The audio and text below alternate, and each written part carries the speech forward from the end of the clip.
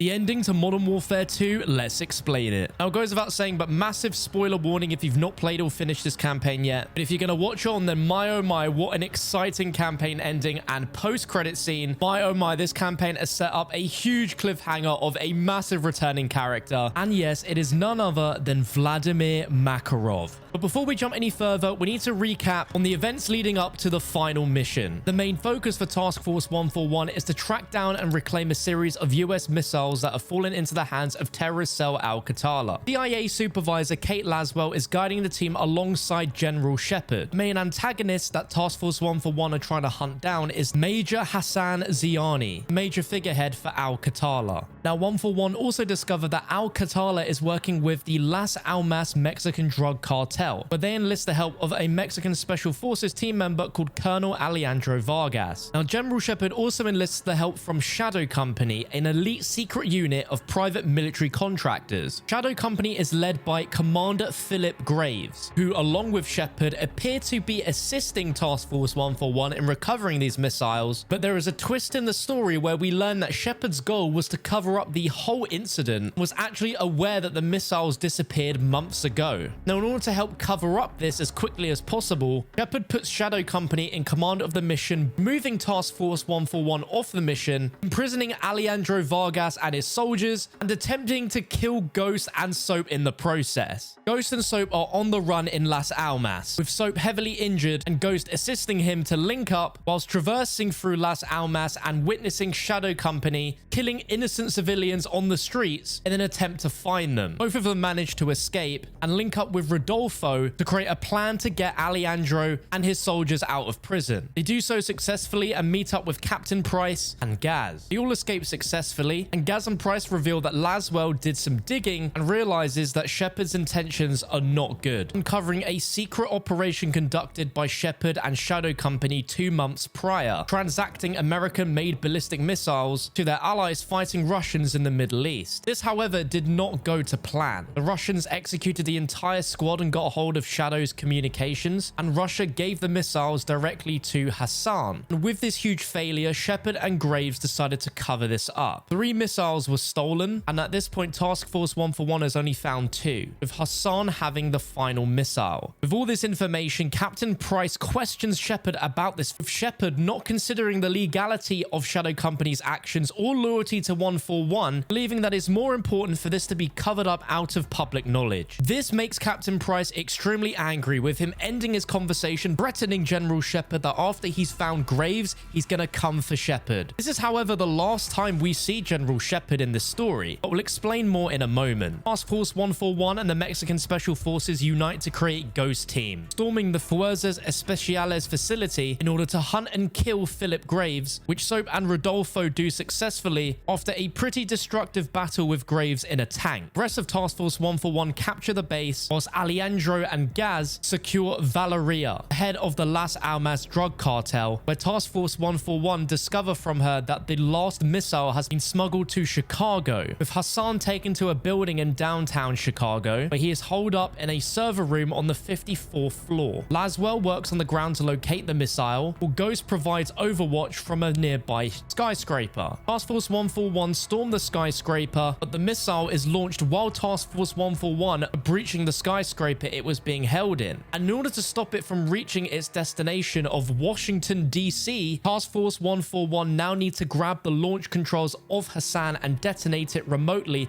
before it reaches Washington, D.C., with the destination being the Pentagon. Soap successfully manages to hack into the missile and remotely detonate it, whilst Hassan is trying to hunt him down on the 54th floor. Directly after this, Soap gets into a struggle with Hassan, and it's up to Ghost providing overwatch, who successfully takes down Hassan, saving Soap's life. With all missiles successfully recovered, the mission is a success, and Task Force 141 celebrate in a quiet bar. Captain Price asks Laswell if there's any sign of Shepard, but he is totally off the grid, with Price saying that he'll go find him, and Laswell telling him that's not a good idea as there are bigger fish to fry with the Russian, and that the Russian forces are now working with someone new. and passes a photograph along all of the Task Force 141 members. Laswell doesn't know or recognize this person, but Captain Price sure does from his past. That being none other than the legendary villain Vladimir Makarov. Now, the big questions everyone's asking is how on earth does Captain Price know of Makarov, but Kate Laswell, the head of the CIA who knows absolutely everything, knows nothing about him? And there's a real blink if you miss it moment, but if we freeze a frame here, you can actually see the photograph and the picture of Makarov. Now, I'm sure all of you watching have played the original Modern Warfare trilogy and know just how ruthless Vladimir Makarov was as a villain in those games, being the cause of the entire events of the Modern Warfare trilogy, pulling the strings from behind the scenes, and truly believe the end justified the means. But in this new rebooted universe, he is well and truly alive. And in the post-credit scene, we learn that one of the most infamous missions in Call of Duty history, No Russian, is returning with a modern twist, with a series of Russian ultra-nationalists on board a flight are about to cause utter chaos, with one member creating a weapon out of 3D printed parts delivered to him via the air hostess, and receives a text saying ready and then the words No Russian, sent by someone beginning with M, which of course is Makarov, kicking off a modern reimagining of the infamous No Russian mission. Now, if this means it's going to be the exact same as that mission happening in the airport, we don't know. But alternatively, this could also mean a No Russian situation happening on board this flight. And it is confirmed that Makarov and the ultra-nationalists are going to be the new villains that we are going to be taking down in the future. And we won't have to wait too much longer, because the storyline set to continue within the Spec Ops mode of Modern Warfare 2 and the new Raids mode. But with the rumors and speculation of there being a campaign DLC in 2023 for Modern Warfare 2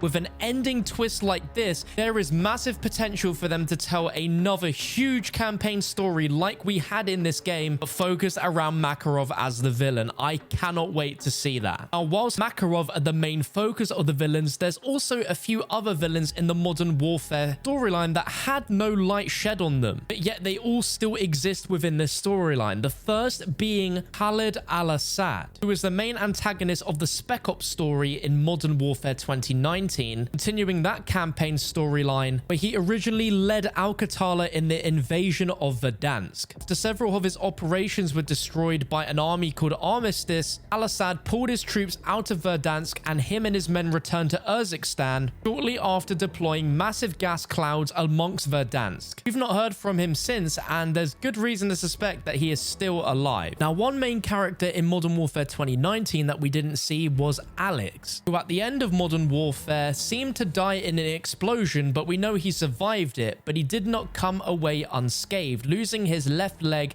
and having it replaced with a prosthetic. Price recalled him into duty in early 2020 to help assist Ghost. The situation in Verdansk turned into chaos. Now, in this campaign, we saw the return of Farah, who was another key character in the original Modern Warfare, but no Alex. Kind of weird. With the focus now on Makarov and the ultra-nationalists, it's going to be interesting to see what happens to General Shepard and Shadow Company without Philip Grave. Because if we know Shepard well enough from the original Modern Warfare trilogy, we know he's not going to take this lightly. But God, please, I don't want to see Ghost or Soap die. I don't want to see it happen. That is the Modern Warfare 2 ending. Please go ahead and discuss your theories and ideas on what's going to happen next in the comment section below. And if you found this video useful, please drop a like, as it's free and helps other people find these videos. And for more Modern Warfare 2 videos like this, hit subscribe, and there's another video for you to click on your screen right now.